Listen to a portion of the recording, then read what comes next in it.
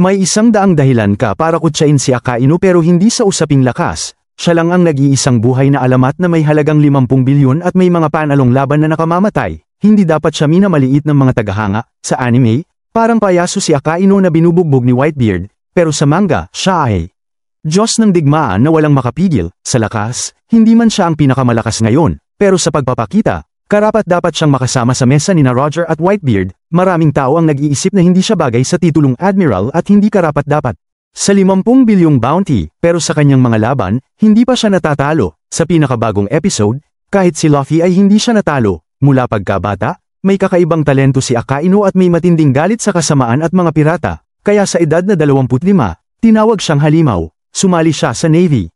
Kasama si Kizaru sa matinding pagsasanay, dahil sa kanyang husay, mabilis siyang naging Vice Admiral at sumali sa malalaking laban. Hindi siya nagdadalawang isip sa pagpatay sa kalaban. Sa kanyang pamumuno, maraming pirata ang natalo. Hindi nagtagal, naging isa siya sa 3 pinakamataas na Admiral. Ang kanyang Magma Punch ay kinatatakutan ng mga pirata sa New World. Ang kanyang atake ay may pinakamataas na pinsala at may kakayahang tumago sa depensa. Walang sino man ang nakaligtas sa kanyang atake. Si Whitebeard ay nawala ng kalahati ng ulo, si Ace ay namatay, sina Jinbei.